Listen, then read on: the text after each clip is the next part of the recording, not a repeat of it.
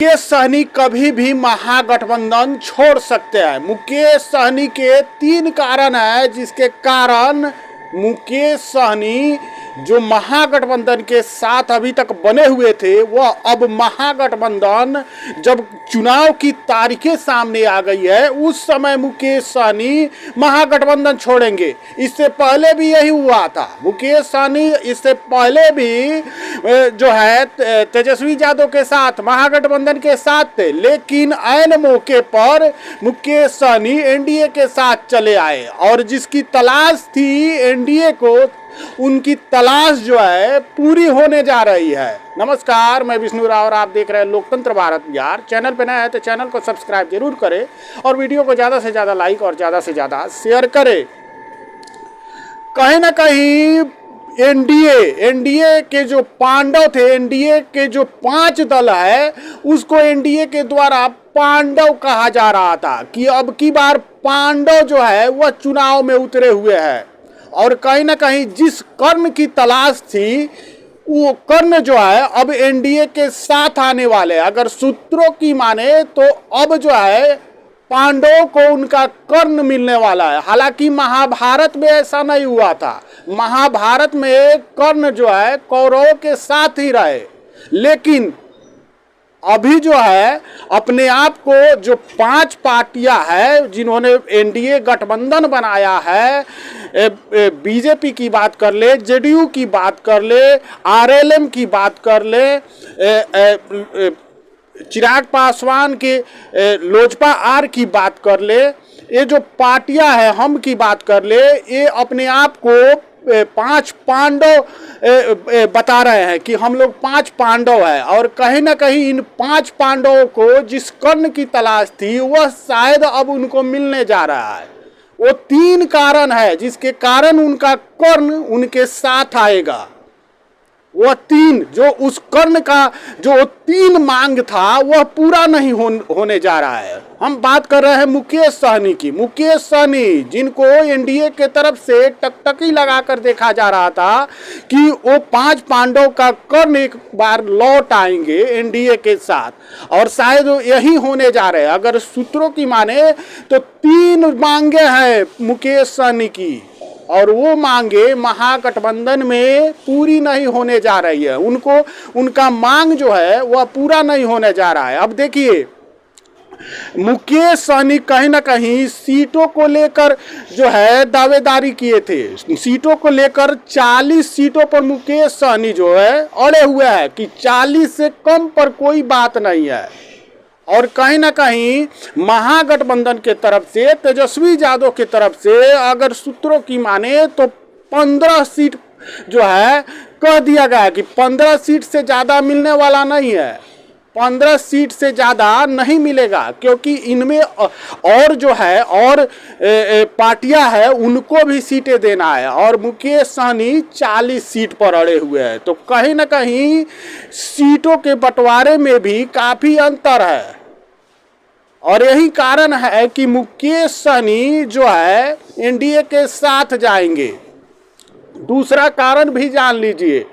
दूसरा कारण है कि मुकेश सहनी उप मुख्यमंत्री पद के लिए लगे हुए थे कि उप मुख्यमंत्री का पद जो है सीट बंटवारे के समय ही क्लियर होना चाहिए, लेकिन तेजस्वी यादव का कहना है, महागठबंधन का कहना है कि जो बड़ी पार्टी होगी वो भी उप मुख्यमंत्री पद के लिए दावेदारी कर सकती है। अगर कांग्रेस जो है आपसे ज़्यादा सीटें लेकर आती है तो कांग्रेस के तरफ से भी उप मुख्यमंत्री का दावेदारी किया जाएगा। उस समय कांग्रेस को देना पड़ेगा यह पद कहीं ना कहीं और कांग्रेस के तरफ से दावेदारी कर भी दिया गया है। कांग्रेस के तरफ से कहा गया है कि हमारा 2 उप मुख्यमंत्री होगा। अगर महागठबंधन का सरकार बिहार में बनता है तो हमारा 2 मुख्यमंत्री होगा, एक मुस्लिम होगा और एक दलित समाज से होगा। तो कहीं ना कहीं मुकेश सहनी का यह दूसरा जो प्रस्ताव था यह भी खारिज हो चुका है। उसके अलावा मुकेश सहनी की वो सीटें, मुकेश सहनी का कहना था कि हमें अपने मनपसंद की सीटें चाहिए अब जिसमें मनपसंद की सीटों में भी जान लीजिए, मनपसंद की सीटें जो है मुजफ्फरपुर की सीटें है। मुजफ्फरपुर की जो सीट है जिस पर अभी सिटिंग विधायक जो है विजेंद्र चौधरी कांग्रेस के है।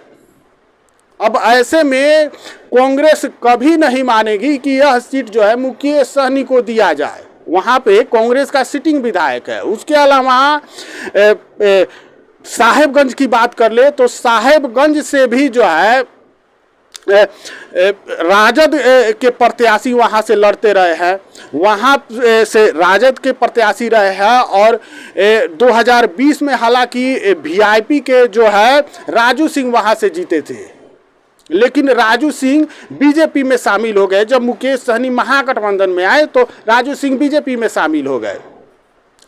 अब तीसरा सीट भी जान लीजिए, पटना साहिब का सीट जो है वह मुकेश सहनी उस पर दावा किए हुए हैं। अब पटना साहिब की सीट की अगर बात करें तो वहां से भी राजद के जो प्रत्याशी थे मात्र 2000 वोट से चुनाव हारे से, वहां से नंद किशोर जो है बीजेपी से जीते थे।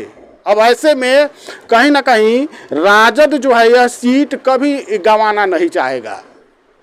उसके अलावा नरकटियागंज विधानसभा जो है इस पर भी मुकेश सहनी की दावेदारी है। नरकटियागंज विधानसभा की अगर बात करें तो यहाँ से अभी रश्मि वर्मा बीजेपी से विधायक है, लेकिन दूसरे नंबर पे कांग्रेस के प्रत्याशी रहे हैं।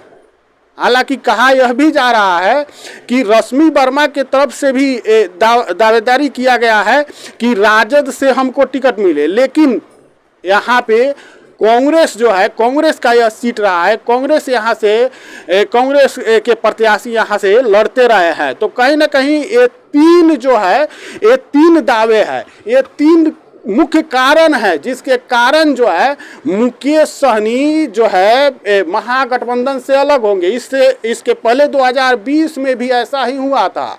मौर्या होटल का में प्रेस कॉन्फ्रेंस हो रहा था और वहां से सीटों को लेकर ही मुकेश सहनी तुनुक कर चले गए और फिर एनडीए के साथ चले गए मुकेश सहनी। अब देखिए कहा यह भी जा रहा है कि अगर मुकेश सहनी आते हैं तो उसके लिए बीजेपी पहले से तैयार है मुकेश सहनी को अपने तरफ लाने के लिए। अगर सूत्रों की माने तो बीजेपी एनडीए के तरफ से मुकेश सहनी का इंतजार किया जा रहा है। लेकिन अभी जिस प्रकार से माहौल बन रहा है, जिस प्रकार से मुकेश सहनी की एक भी मांग पूरी महागठबंधन में नहीं हो रही है, इससे तो यही लग रहा है कि मुकेश सहनी अब ज़्यादा समय तक महागठबंधन के साथ नहीं रहने वाले हैं। महागठबंधन को छोड़ेंगे मुकेश सहनी, क्योंकि उनकी एक भी मांग पूरी नहीं हो रही है। चाहे वह सीटों की मांग हो, 15 सीटें जो कहा जा रहा है कि 15 सीटें जो है महागठबंधन की तरफ से उनको ऑफर किया गया है कि 15 सीटों पर आप चुनाव लड़िए, इससे ज़्यादा कुछ होने वाला नहीं है। उसके अलावा उप मुख्यमंत्री का पद भी क्लियर नहीं है। उसके अलावा अगर बात करें जो मनपसंद सीटें मांग रहे थे वह भी मिलने नहीं जा रहा है। तो ऐसे में मुकेश सहनी एक बार फिर पाला बदल सकते हैं। बाकी इस पर आपकी क्या राय है कमेंट करके जरूर बताइएगा, और चैनल पर नया है तो चैनल को सब्सक्राइब जरूर कीजिएगा। जय हिंद, जय बिहार।